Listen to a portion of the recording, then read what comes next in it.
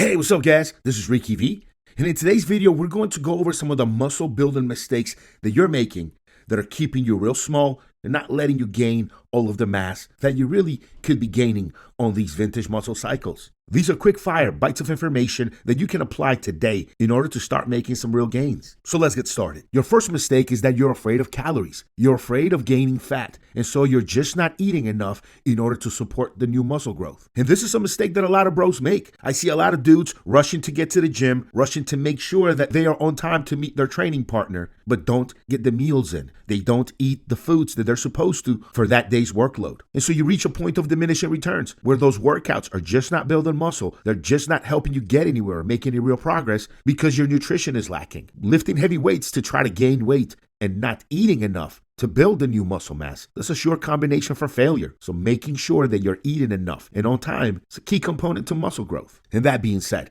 as soon as you start gaining that new mass, you want to make sure to add more calories to your diet. You want to make sure to eat on a surplus so that you have the available building blocks to build more mass. And as you build that mass, your caloric consumption must go up in order to support that new mass and also to have the available calories for the mass you're building today. Really, guys, eating enough is the one thing you need to do in order to gain that mass. And yes, you can waste a lot of time in the gym lifting some heavy ass weights and not gaining any mass because you're just not eating enough, guys. Don't mess this one up. Your second mistake is not properly applying the progressive overload principles. Progressive overload is a strength training principle, and the central concept of it all is to make your workouts more challenging over time to place greater stress on your muscle system. This progression in making your workouts more challenging as you go along is going to really encourage that muscle growth, that new development, those new lines. And the way to apply progressive overload is you can add more weight, you can add more repetitions, you can add more sets, and you can add more exercises. So as your body parts develop, you can add on some additional exercises to isolate the muscle you're targeting.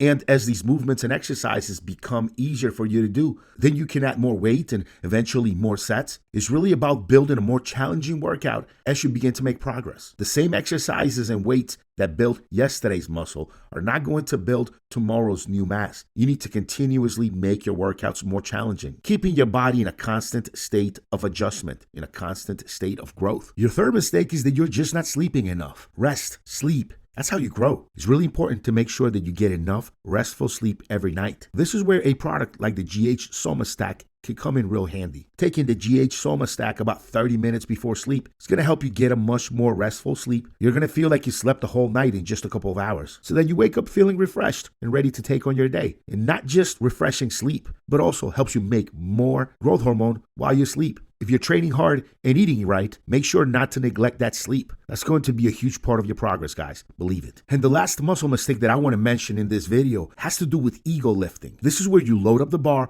with way more weight than you can do in proper form. And then you go in there, cheating the exercise, making all the wrong movements, and putting yourself at risk for an injury. And yes, guys, this is a huge mistake, keeping you small, keeping you injured, and keeping you out of the gym. We've all seen the viral videos of a dude's muscle just snapping in the gym. We've seen biceps and pecs and knees just stare right at the joint. A lot of this is due to ego lifting, doing way more than your body can handle and not using proper form. Getting these crazy injuries that keep you out of the gym for months, that's a sure way to stay small. That's a sure way to ruin your progress. You want to make sure that you only do as much weight as you need in order to give you a challenge while still being able to perform the exercise properly. Proper execution of the exercise is more key to your development than how much weight you have on the bar. And then you got to balance that out with the progressive overload principle, where you're adding more weight as time goes on, but not adding so much that you're going to put yourself in danger for an injury. It's a good balance that you have to strive to hit. One good way to prevent injuries if you're an older guy is to spray Youth on your forearms. Youth contains TB500,